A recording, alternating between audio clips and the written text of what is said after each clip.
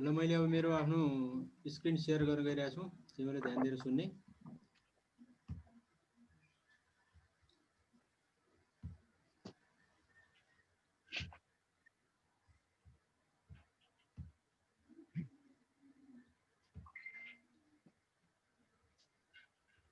के भन्छ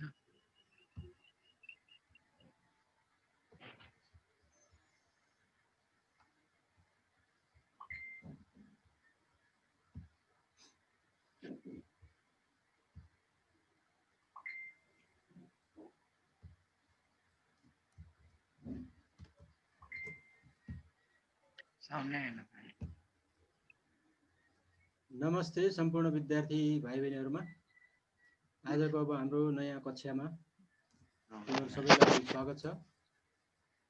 आज हामी यो सरल यन्त्रसँग सम्बन्धित केही हिसाबहरू अथवा म्याथमेटिकल कुराहरू चाहिँ समाधान गर्न गइरहेका छौँ, जसका लागि तिमीहरूले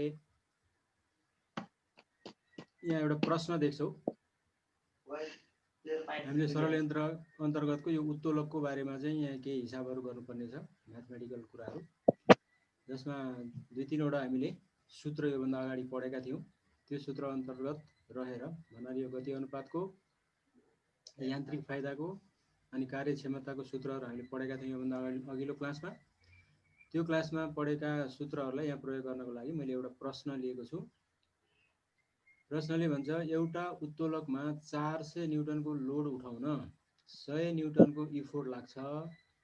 यदि इफोर्टले 5 मिटरको दूरी पार गर्दा लोडले 1 मिटरको दूरी पार गर्दछ भने त्यसको यान्त्रिक फाइदा, गति अनुपात र कार्यक्षमता कति कति होला हिसाब गर भनेर चाहिँ प्रश्न सोध्यो। अब यो प्रश्नमा के कुरा दियो भन्ने कुरा यहाँनिर हामीले यहाँ लेखेका छौँ। एउटा दिएको छ लोड L बराबर 400 न्युटन भन्ने कुरा, अनि इफोर्ट चाहिँ छ 100 न्युटन। त्यस्तै लोडले पार गरेको दूरी छ 5 मिटर अनि इफोर्टले पार गरेको दूरी छ 1 मिटर। जुन कुरा तिमीहरूले यहाँबाट देखिहाल्छौ, यो 400 न्युटनको लोड भनेको छ, 400 न्युटन हामीले राख्यौँ लोड, अनि 100 न्युटनको इफोर्ट भनेको छ, यो 100 न्युटन इफोर्ट राख्यौँ। अनि इफोर्टले 5 मिटरको दूरी पार भनेको छ, अनि इफोर्टले पार गरेको दूरी 5 मिटर हुनुपर्ने, यहाँ 1 मिटर भएछ सर। त्यो चाहिँ इफोर्टले पार गरेको 5 मिटर दूरी छ, लोडले पार गरेको दूरी 1 मिटर छ है। यो चाहिँ तल र माथि भएको छ है त, यसलाई तिमीहरूले मिलाउन सक्छौ। यो 5 माथि हुनु पर्यो, 1 चाहिँ तल हुनु पर्यो है। अनि अब निकाल्नुपर्ने कुरा चाहिँ गति अनुपात बराबर कति, यान्त्रिक फाइदा बराबर कति, कार्यक्षमता बराबर कति, यस्तो छ क्वेसन। अब यसलाई हामीले समाधान गर्नको लागि के गर्ने त भन्दा सूत्र हामीसँग दिएको छ। सूत्र अनुसार तिमीले पढाएको छौ योभन्दा अघिल्लो क्लासमा, गति अनुपात velocity ratio is equal to इफोर्टले पार गरेको दूरी का मुनि लोडले पार गरेको दूरी, सूत्र यो भयो। अब हामीसँग भएको डाटा चाहिँ यहाँ चाहिँ अघि भनिसकेँ मैले, लोड डिस्टेन्स बराबर चाहिँ 5 मिटर र इफोर्ट डिस्टेन्स बराबर चाहिँ 1 मिटर दिएको छ क्वेसनले। त्यसैले हामीले अब यो सूत्रलाई छोटकरीमा लेख्ने हो भने VR is equal to LD के अरे इडी अपन एलडी भनेर लेख्न पनि सक्छौँ। यसरी VR is equal to ED upon LD भनेर यसरी लेख्न सक्छौँ। यो सर्टकट फर्मुला भयो। यही फर्मुलालाई हामीले छोटो रूपमा यसरी लेख्यौँ। अब मान राख्दाखेरि हामीले यहाँनिर इडी भनेको यो अघि करेक्सन गर्नुपर्छ भनेको थियो, यहाँ 5 मिटर हुनु पर्यो, यहाँ चाहिँ 1 मिटर हुनु पर्यो। त्यसैले यहाँ माथि चाहिँ अब 5 हुने भयो, तल चाहिँ 1 हुने भयो है। यहाँ अब यो उल्टो भएको छ, यो इडी भनेको 5 मिटर छ अनि एलडी भनेको 1 मिटर छ। त्यसैले हामीले इडीको ठाउँमा 5 राख्यौँ र एलडीको ठाउँमा 1 राख्यौँ।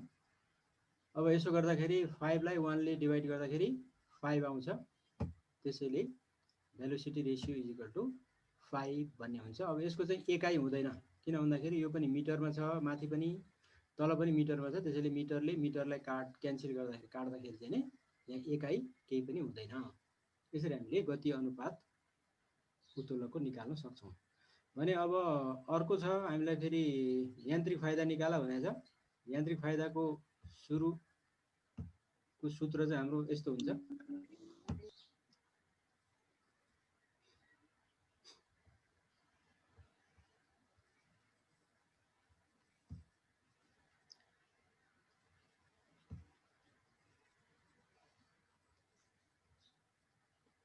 यान्त्रिक फाइदाको सूत्र हामीसँग यस्तो छ।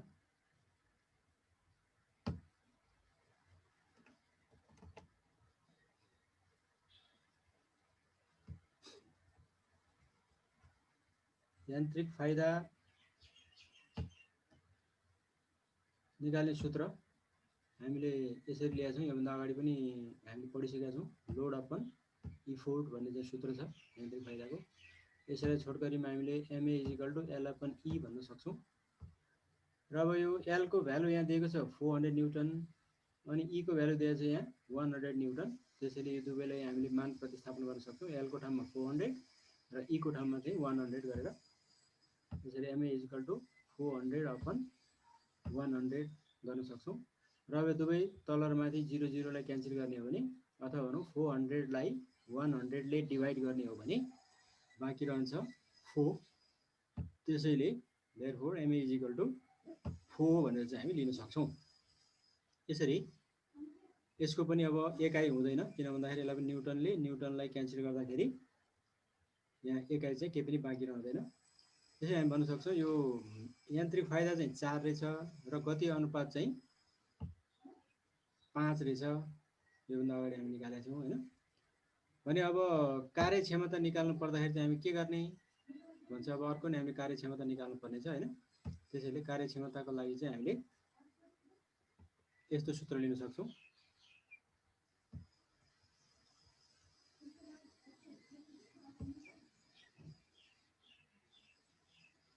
कार्यक्षमताको सूत्र छ। कार्यक्षमतालाई हामीले इटा भन्ने यो एउटा सिम्बोलले यो एन जस्तै तर अलिकति यो चुच्चो लामो हुन्छ भनेर मैले अगाडि पनि भनेको थिएँ। कार्यक्षमतालाई हामी सङ्केतमा एन के अरे इटा भनेर लेख्छौँ। पढ्दा यसलाई इटा भनिन्छ। यसको सूत्र छ यान्त्रिक फाइदा MA अपन गति अनुपात VR भन्ने। यो सूत्र प्रयोग गरेर हामीले कार्यक्षमता निकाल्न सक्छौँ। र कार्यक्षमता निकाल्नको लागि अब दिएका मानहरू यहाँ छन्। MA भनेको हामीले योभन्दा अगाडि क्याल्कुलेसन गरेर 4 निकालेका छौँ भने गति अनुपात चाहिँ 5 निकालेका छौँ। त्यही कुराहरू हामीले यहाँनिर मान प्रतिस्थापन गर्छौँ। सूत्र चाहिँ यहाँनिर पर्सेन्टेजमा निकाल्नु पर्ने भएको भएर इन्टु 100 पनि राख्नुपर्ने हुन्छ 100% गरेर। अब इटा = MA अपन VR * 100 गरेर चाहिँ पर्सेन्टेजमा व्यक्त गर्न सक्छौँ। यो सर्टकट फर्मुला भयो। अब MA को भ्यालु 4 र VR को भ्यालु 5 चाहिँ यहाँनिर माथि र तल चाहिँ प्रतिस्थापन गरेर इन्टु 100 गर्ने हो भने जति मान आउँछ त्यो नै तिमीहरूको चाहिँ एन्सर हुने भयो। 4 MA भनेको 4 छ, VR भनेको चाहिँ 5 छ। अब इन्टु 100% भन्ने यहाँ छँदैछ। अब यसरी हामीले क्याल्कुलेटर चलाएर गुणनभाग गर्ने हो भने यसको मान चाहिँ कति आउँछ भन्दा यो 5 ले 100 लाई डिभाइड गर्दाखेरि 5 2 = 10 अनि यहाँ 0 हुन्छ 20 हुन आउँछ। 5 ले 100 लाई भाग गर्ने भने 20 आउँछ। अब 20 र 4 गुणन गर्ने हो भने इन्टु छ यहाँ 20 अनि यो 4 गुणन गर्ने हो भने यहाँ 80 हुन आउँछ। यसरी यसको चाहिँ 80% कार्यक्षमता हुँदो रहेछ भनेर बुझ्न सक्छौँ। अब यसमा कसैको केही छ त क्वेशनहरु? छैन। अगाडि बढ्दा हुन्छ? हुन्छ सर। ल त्यसो भए मैले अगाडिको स्लाइड देखाएँ। सर हजुर कसैलाई के भन्नु छ? त्यो 4 र 100 छ नि 400 अनि 5 यताको यो 4/5 अनि इन्टु 100 4/5 त्यसलाई भाग गर्ने। यो कहाँबाट आयो भने यो MA भनेको मान यहाँ दिएको छ 4। यो 4 चाहिँ हैन के सर यो यसलाई एन्सर चाहिँ कसरी निकाल्नु भयो भने के यो 4 र 100 गुणन गर्ने अनि 5 ले भाग गर्ने। 4 100 लाई 5 ले भाग गरेपछि 80 आउँछ। त्यसो गरे पनि हुन्छ। नभए यो 5 ले 100 लाई भाग गर्ने अनि यहाँ आएको जति हुन्छ त्यसले चाहिँ यो 4 लाई गुणन गर्ने अनि यहाँ जति आउँछ त्यो नै एन्सर हुन्छ। क्लियर? ल okay clear. we are going to next slide. Next slide प्रश्न नम्बर 2 ले भन्छ दिएको चित्रबाट यान्त्रिक फाइदा गति अनुपात र कार्यक्षमता निकाल। सेम कुरा हो, खाली अब अघि चाहिँ शब्दमा दिएको थियो क्वेसन, अब चाहिँ यहाँ चित्रमा दियो क्वेसन, फरक त्यति हो। अब चित्र कस्तो दिएको छ त एकताल हेरौँ हामी। चित्र हामीसँग यहाँ एउटा उत्तोलक रहेछ जसमा यसलाई हामी फलक्रम भन्छौँ अथवा नेपालीमा यसलाई आलम्ब पनि भन्छ। अनि यो एउटा उत्तोलक प्रयोग गरिएको छ। उत्तोलक प्रयोग गर्नलाई आलम्ब नभई हुँदैन र एकातिर यसको लोड अनि अर्कोतिर चाहिँ इफोर्ट भन्ने हुन्छ। अब लोड र इफोर्ट कति कति दिएको छ भन्ने कुरा हामी हेर्न सक्छौँ। अनि यहाँ लोड छ भने लोड र फलक्रम यहाँदेखि यहाँसम्मको दूरीलाई हामी लोड दूरी भन्छौँ भने यहाँ यो फलक्रमको चुच्चोदेखि यहाँसम्मको दूरीलाई इफोर्ट जहाँ प्रयोग गरेछ त्यहाँसम्मको दूरीलाई चाहिँ हामी इफोर्ट दूरी भनेर भन्छौँ। त्यसैले यहाँ लोड दूरी, यता लोड दूरी र यता इफोर्ट दूरी हुन्छ भन्नाले, अथवा यहाँ इफोर्ट र यहाँ चाहिँ लोड प्रयोग गरेको छ भने यहाँ इफोर्ट अनि यहाँ चाहिँ लोड प्रयोग गरेको छ भने फेरि यहाँदेखि यहाँसम्मको लोड दूरी अनि यहाँदेखि यहाँसम्मको चाहिँ इफोर्ट दूरी हुन्छ। अनि पहिलो दर्जाको उत्तोलकमा जहिले पनि यो फलक्रम चाहिँ बिचमा हुन्छ, दुईतिर इफोर्ट र लोड हुन्छ। अब यहाँ चित्र पुरा भएको छैन, यो पुरा गर्नलाई के दिएको छ हेर्दै जाउँ हामी। एउटा दिएको रहेछ इफोर्ट, यो बराबर 250 न्युटन छ। इफोर्टलाई हामी न्युटन एकाइमा नाप्छौँ, यो बल हो, बललाई न्युटन एकाइमा नापिन्छ भने तिमीले अगाडि नै पढिसकेका छौ। अब यो इफोर्ट यहाँ लागेको रहेछ, यो कुनामा इफोर्ट लाग्यो अनि यो इफोर्ट चाहिँ 250 न्युटन लाग्यो। अब यहाँ लोड रहेछ, यतापट्टि लोड चाहिँ 500 न्युटन रहेछ, यो चाहिँ यो कुनामा लागेको रहेछ। अब यो उत्तोलकको लम्बाइको मेजरमेन्ट दिएको छ 2 मिटर। यो टोटल्ली कहाँदेखि कहाँसम्म भन्दा इफोर्टदेखि लोडसम्मको यो टोटल डिस्टेन्स यसको चाहिँ 2 मिटर रहेछ भने अब अरू कुरा चाहिँ यहाँ 1 मिटर रहेछ यो इफोर्टदेखि फलक्रमसम्मको दूरी भनेर यसरी यो दुईटा दूरी चाहिँ यसरी दिएको छ। अब यस्तो अवस्थामा चाहिँ के भन्यो यसले,